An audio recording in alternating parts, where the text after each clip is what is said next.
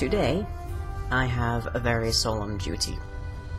Today, instead of toiling with the animals, tending the crops, and cracking rocks underground, we have all gathered here, to this small plot beyond our safe walls, humble though they may be.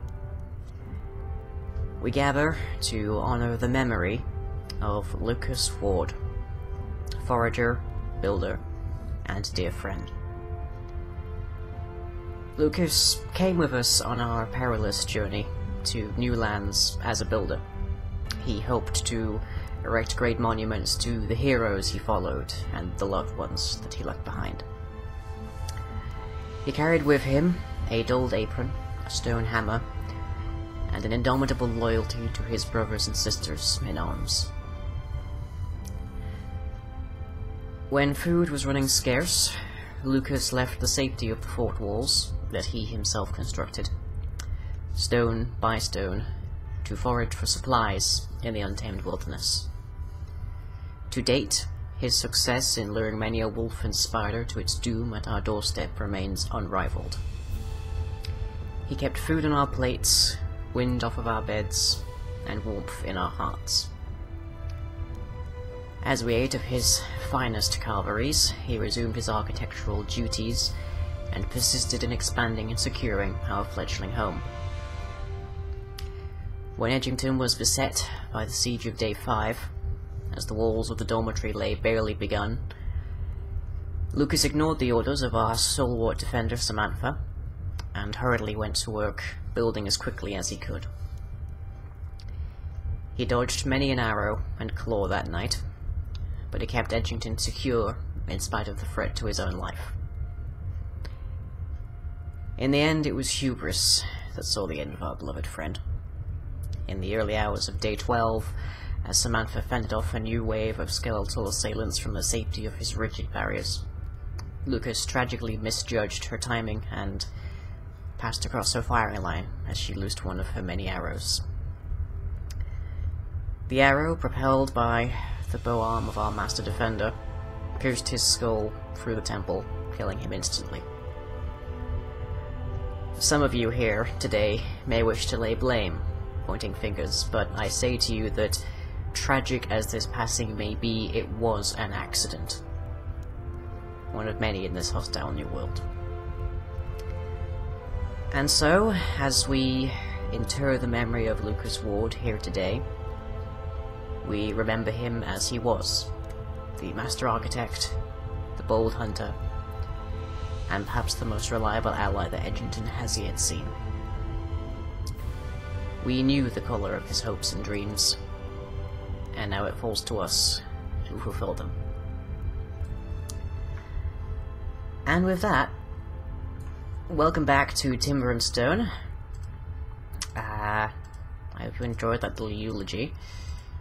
It's been quite some time since I've had to give any kind of statement like that, but everyone has work to be getting on with, so we shall lure them back to their posts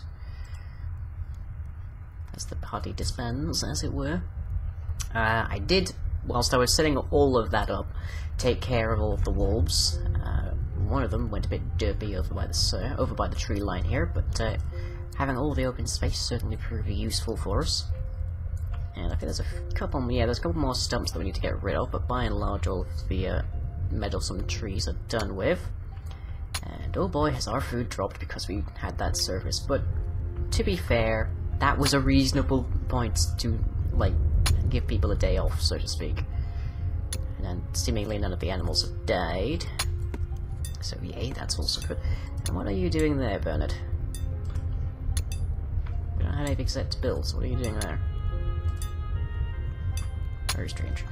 But we will set you to building some more, because, let me see, verticals, wood planks 2, there we are. We can get to work on a bit more of this, so that we can get some shelter for our settlers. But I think we're out of wooden planks 2. Yes, we are, so let's add 1, crafted 2, so 25, yeah. Okay, craft the wood planks for me, Nigel. Who did level up recently, so yay, that's good. And yeah, thank you, Benedict. We've nearly cleared the tree line completely, so we shouldn't have to worry too much anymore about any more people getting caught in crossfires. We're still in 1.43, because there are still some very substantial bugs in the 1.5s, so we're sticking here for now, at least until someone releases an editor that will allow me to fix all the problems that keep cropping up. Let's just do a quick scan. Firstly for more chickens, secondly for any enemies that should crop up. We shouldn't have to worry about it too much, because we're getting by with food, but we're still kind of on the low end of things. That corpse is still there. FPS does still go up quite a bit in the 1.5 versions, that's for sure. Oh, that's not a sheep. I am looking predominantly for chickens. Where are chickens? I'm sure there were 2 in the wild, and I'm pretty sure the wolves didn't eat them. Quite a few boars, though. Boars it'd be nice if you could actually breed these guys in captivity. Because then, firstly, I wouldn't have to routinely send Beatrix out to grab them. Oh! These are the wolves at the end that the skeletons killed. Let's bring that up so I can actually read it still. I tried to minimize the HUD as much as I could for that service. Not 100% certain I managed it, but let's just check that hole. Is there anything down there? No. I do know there was at least one spot where there was a spider somewhere, but I don't know where that's gone. Okay, so, good, right. So what we are focusing on at this particular moment in time is our farms. I have instructed Lucas not to reseed the cotton and flax farms, so that we can expand our production of pumpkins and such. Pumpkins and carrots, mostly. Because the sooner we get our food up to higher levels, the sooner that we can hope to see more visitors. Meanwhile, what we can also do is stretch our roads out to other corners of the map to maximize our odds. Slender though they may be at the moment. Ooh, game saving.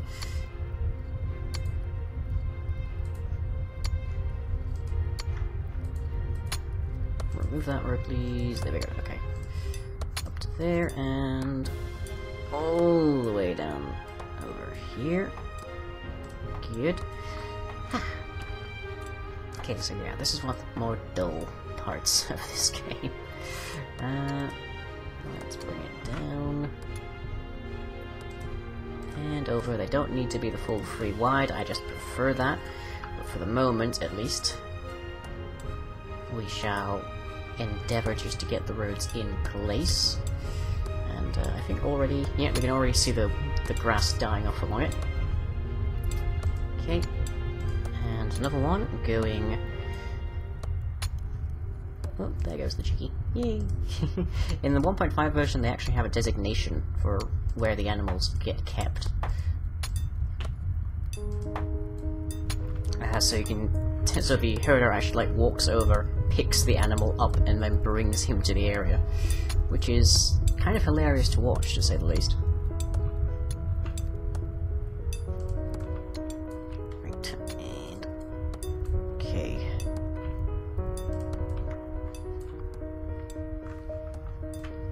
Zoom in so I can see that. Q. Right.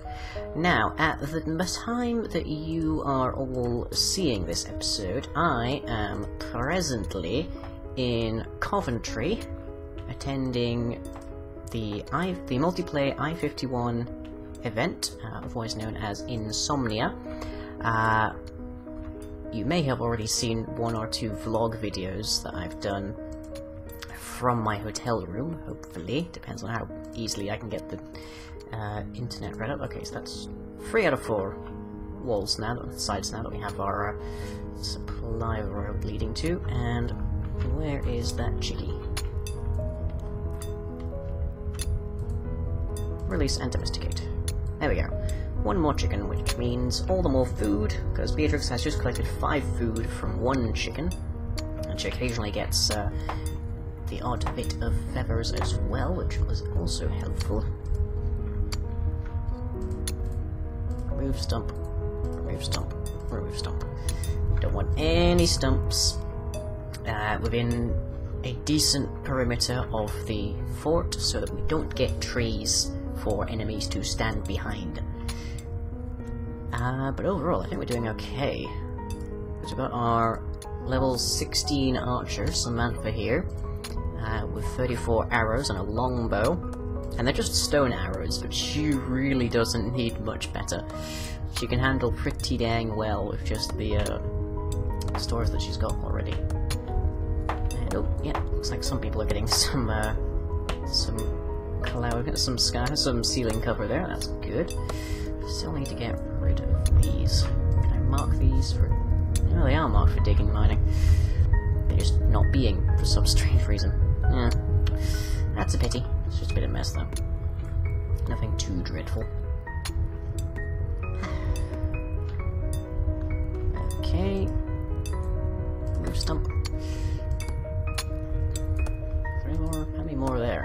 Oh, he's just. I think he's just grabbing all of the nearby trees. Okay. Don't independently chop the nearby trees then, Benedict. Ooh, we have a piece of iron ore. Hurrah! He's taking his time there, isn't he? Speed him up. Okay, well, after those wolves, it's probably kind of unlikely that we'll see more enemies for a bit. Mostly because Edgington doesn't qualify as a particularly wealthy place at the moment. Although I think we have 1 steel ingot. Ooh, level 19 mine, I recommend. Well, wow, he's gonna plow forever. Okay, iron. Yeah, we don't have the stuff for it. Tin, we can make 2. Copper, we can make at least 1. And bronze. Oh, and Bernard's at level 10. Hooray! Okay. Benedict, off you come back, and you can then be a blacksmith again. How's he doing for leveling up in his? He's the level 11 woodchopper. Not too bad, not too bad. But blacksmith is what we need to make steel. And it's going to take him a while to level up on that. Okay, so let's take a look down here. How are we plowing through? Ooh, yeah, he's just tearing that up. That is a lovely. So let us build a couple new mining stockpiles. Zoom out a bit so we can see. And figure out where on earth I'm putting this. It's a little hard to tell. Okay, let's go there and there. Okay, shouldn't be any way that he can get stuck in that. And we're already up to 26 food, despite having had the lull in our day, which was most of the early morning, to get that sermon over. So that's good. Yeah, it's kind of sad still. I mean, I've been playing this game for this specific game, this most successful game that I've ever played, at least of Timber and Stone, for like 3-4 months now, and Lucas was the first person to die. I'd gotten to know them so well. What are you up to, Beatrix? You're currently idle. There's nothing in your inventory. Okay, fair enough. Besides Samantha, is everyone has a leather tunic, right? Yes, good. Fortunately, you can't loot the bodies of the fallen, so we do still have a fair few spare leather tunics for anyone that comes along. We kind of could do with some water for a fishing pole, but oh well. Let's see, I'm looking for Benedict. Ooh, Lars has leveled up to a level 16 farmer. He is now as high a level of farmer as Samantha is an archer. And the higher he gets, the more food we can get. So, all good. And it looks like we need some more wooden planks.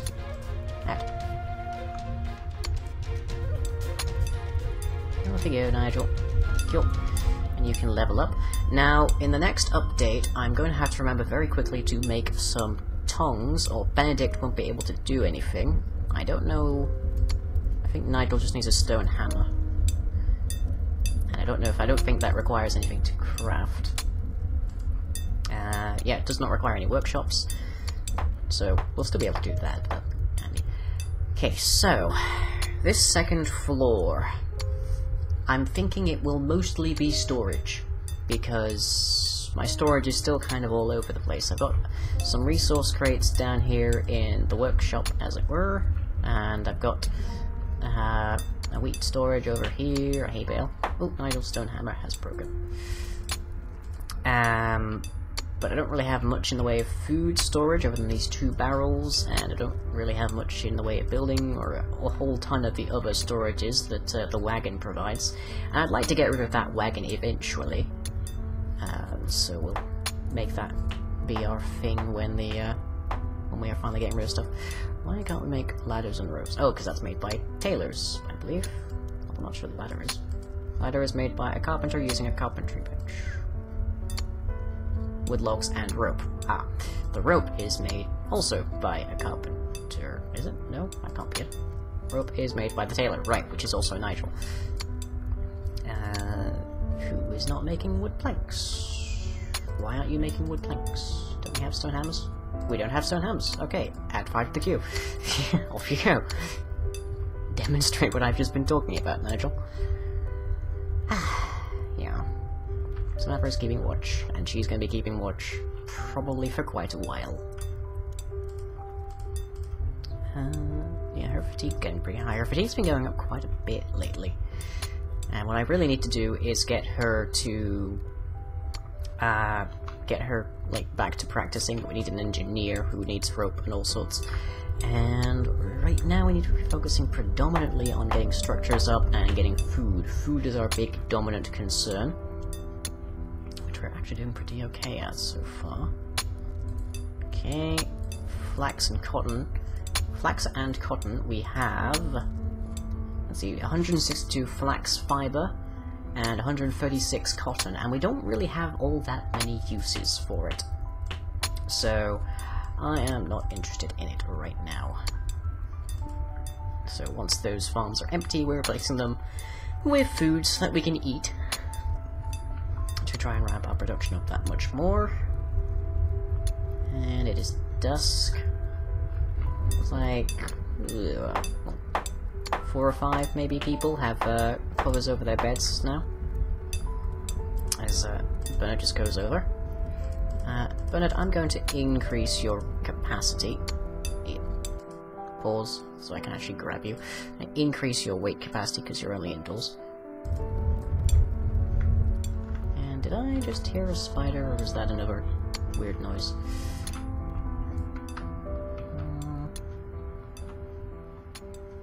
No, I don't think so.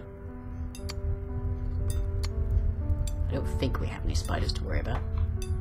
Oh, geez, that hole there goes down pretty deep. No, I think we're good. No spiders that I can see. And it's the end of the day, more or less, and we have 13 food in our stocks. And Lars is gathering more. Hurrah. Okay, so Lars, what's in your inventory? Lots of flax. Bit of cotton, ton of carrot seeds, ton of cotton. No resource loss, fragile crafting planks, that's fine. Okay, well.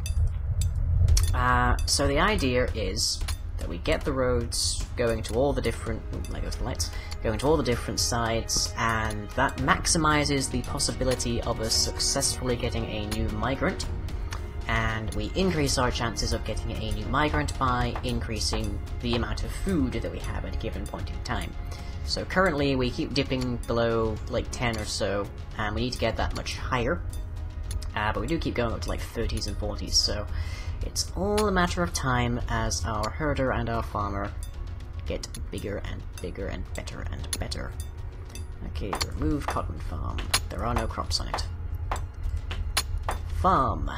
Let's add... we have no potato seeds. We have no spare carrot seeds, bizarrely. No spare pumpkins or flax. Are you... is that because you're holding them all? Wow, that is interesting. Okay, we actually have nothing to put there. Oh, and I just leveled up. Hooray! Ooh, that's almost a side finished. It'd probably help if we had more than one carpenter, but many things would be solved by us having more than one of someone. But hopefully, putting Lars on the more useful things will encourage us to produce more useful things. Bit of a redundant statement, but anyways, there's Rickman. How's Rickman doing down there? Oh geez, he tore that down really quickly. That's like a whole wall. Actually, just so I know, he hasn't torn out his own way out, has he? No, he hasn't. That's good. That would be embarrassing if he was to do that.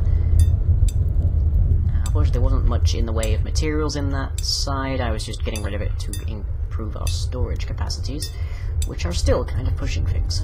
Jeez. But anyways, that is it for today, and I shall catch you all from here in Edgington with Samantha the Great next time. If you enjoyed this video, be sure to leave a like and or a favourite. Follow me on Twitter and subscribe to be notified of future updates. You can also check out the website where most other content is uploaded. That's all for now. Catch you later.